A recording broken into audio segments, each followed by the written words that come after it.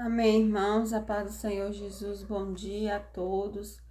Passando aqui para deixar para os irmãos uma reflexão, irmãos, do dia hoje, porque nós sabemos que nós estamos vivendo tempos difíceis. A cada dia surge uma coisa para nos tentar, sabe? Todos os dias, irmãos, o inimigo ele vive ao nosso derredor, né, bramando como leão. Né? Mas Jesus, se nós estivermos em Jesus, se nós estivermos com Jesus, nós conseguimos escapar. Mas para isso nós devemos deixar as coisas erradas, porque Jesus ele não compactua com erros, ele não compactua com coisas erradas, ele não mora em casa, em templo de pessoas que não estão fazendo as coisas certas. Você acha mesmo que Jesus, ele sendo, né, nós sendo imagem e semelhança dele, quando você está fazendo as coisas erradas, ele está lá com você? Não está. Não está. Então, olha para vocês ver o que o apóstolo João, São João deixou aqui para nós. Olha, ele deixou assim, ó, lá nas cartas, na primeira epístola de João, está escrito assim, ó, no capítulo 1, versículo 5, está escrito: e esta é a mensagem que dele ouvimos e vos anunciamos, porque eles ouviram, né, irmãos? Que Deus é luz e não há nele treva nenhuma. Se dissermos que temos comunhão com ele e andarmos em trevas, mentimos e não praticamos a verdade. Mas se andarmos na luz com ele, na luz está. Temos comunhão uns com os outros, e o sangue de Jesus Cristo, seu Filho, nos purifica de todo o pecado. Irmãos, para nós sermos purificados do pecado, nós necessitamos ter comunhão uns com os outros.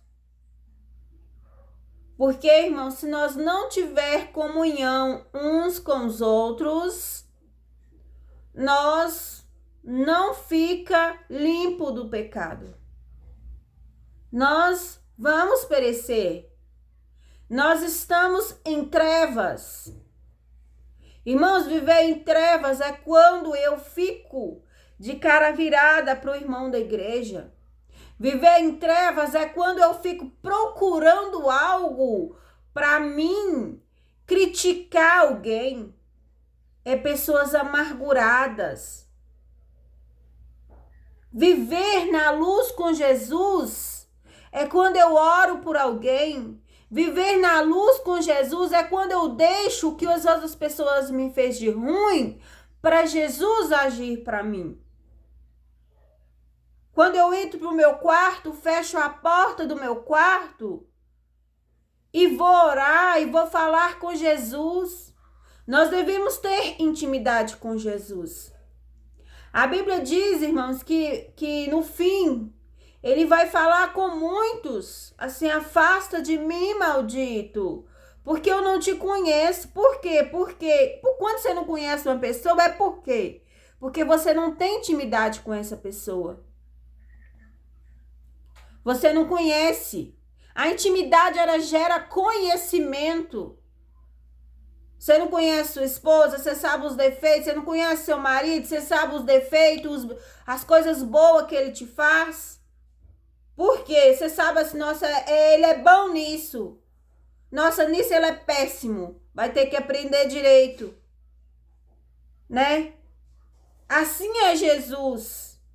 E aquilo ali, aquela intimidade gera, né? Um conhecimento. Quando se depara, aquilo que fazia errado acaba fazendo certo, agindo certo, dando certo. Por quê? Porque a intimidade fez com que, né, palavras, conhecimentos desse certo.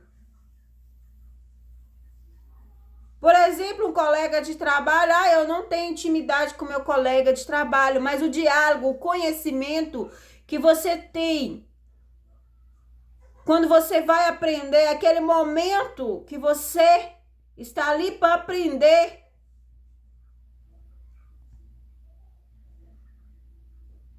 Você conhece, você acaba fazendo certo. Aí você quer ir para o céu, fala que é de Jesus, eu sou filho de Deus, mas nunca não sabe nem o que Jesus ensinou para você fazer certo. Eu sou filho de Deus, mas vive aí xingando palavrão. Onde que está escrito na Bíblia que Jesus xingou um palavrão? Qual versículo na Bíblia que está escrito algum palavrão? Onde? Não tem. Eu sou filho de Deus, mas eu levanto já falando o próximo. Eu sento para almoçar, vou criticar alguém. Eu ligo para a irmãzinha, nossa, fulano, você viu o que aconteceu com fulana de tal? Que babadão. E aí, que intimidade é essa? Onde que está escrito que nós tem que falar mal do próximo? Se está escrito que nós tem que bem dizer aquele que vos maldizem. E aí nós mete a língua em alguém. Fala mal, critica. E aí nós fala, sou filho de Deus, você é salvo. Oh, meu Deus. Tem misericórdia de mim, Senhor. Tem misericórdia. Porque dá uma vergonha isso, irmãos. Quando Deus olha e fala lá, diz que é filho meu. Como que é filho meu se não sabe nem os mandamentos que eu deixei? Como que é? Se não me obedece para nada? Diz que me ama. Quando a gente ama alguém, a gente ama e a gente procura fazer as coisas que agradam essa pessoa. Por quê? Por amor. Aí nós vivemos aqui na terra, fala que ama Jesus, que ama Deus, que tem o Espírito Santo, mas em passos errados, em palavras torpes. Irmãos, se nós não tirar o ódio do nosso coração, nós vamos perecer, nós vamos deixar de prosperar. Nós não vai prosperar, nós vamos viver na mesmice e achar que tá tudo bem. E além disso, nós vamos perder a nossa salvação, que é o mais principal de tudo. Então, irmãos, que nós venhamos, refletir nessa mensagem sobre comunhão. Hoje eu estou falando. Quem que você não tem comunhão com ele? Qual é a pessoa que você não tem comunhão?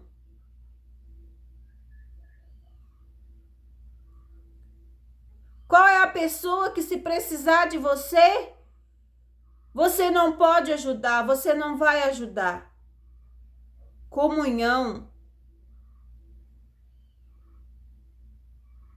Conhecimento. E será que você tem comunhão com Jesus? Será que você tem comunhão com Jesus? Ele veio aqui na terra, ele fez homem, ele nos ensinou. Ele sentou à mesa junto com Judas, sabendo que ele ia traí-lo.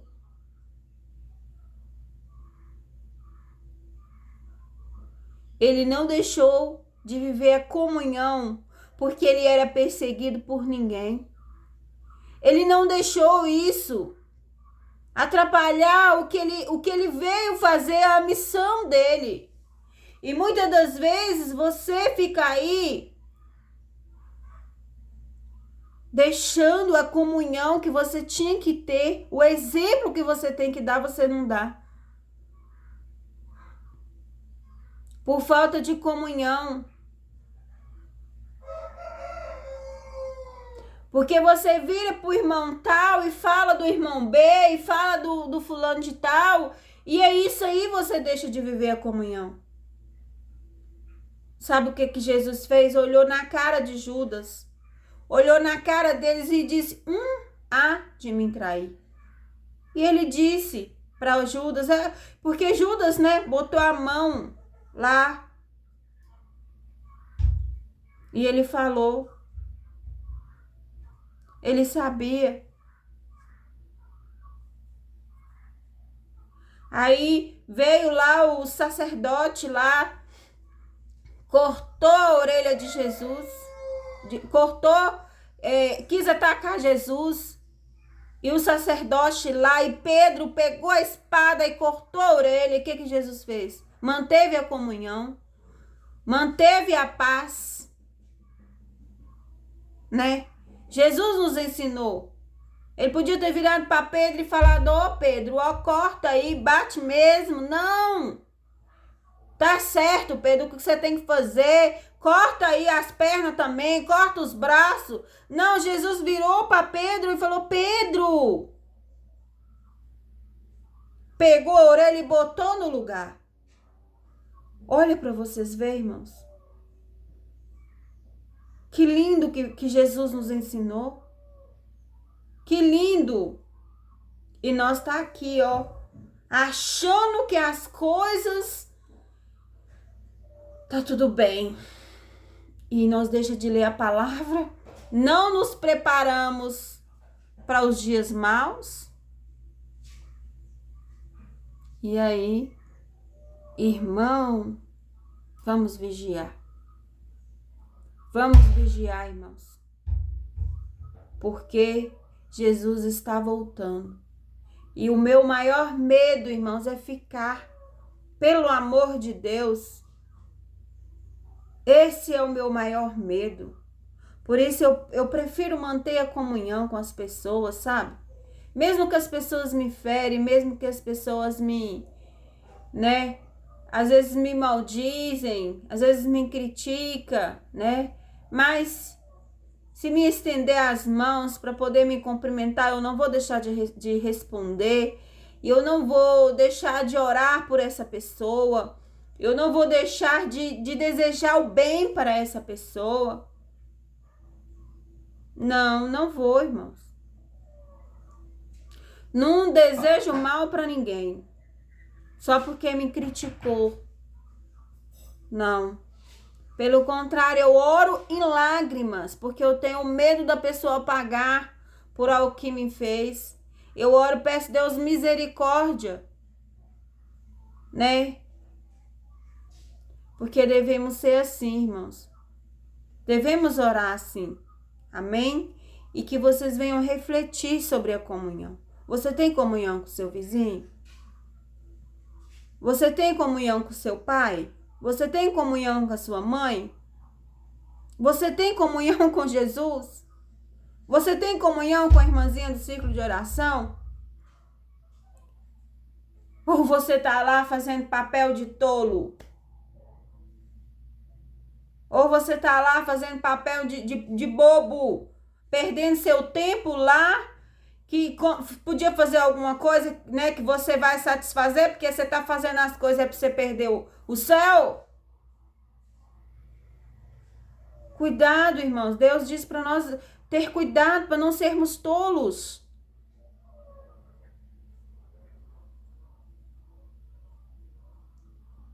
É isso que nós devemos refletir, irmãos.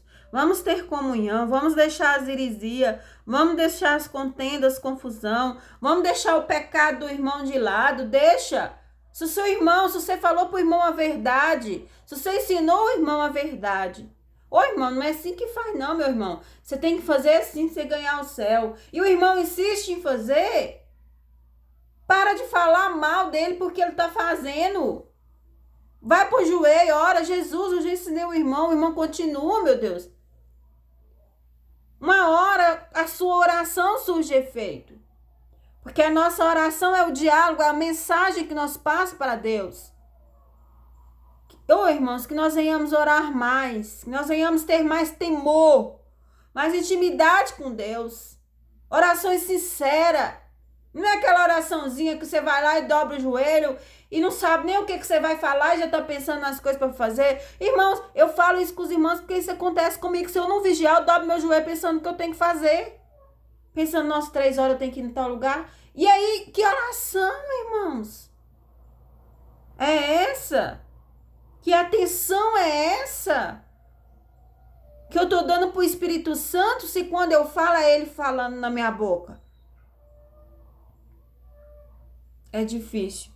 Então vamos tentar, irmãos, vamos tentar ser diferente. Vamos tentar, irmãos. Eu tenho muitas coisas aqui para testemunhar para os irmãos, muitas coisas, né?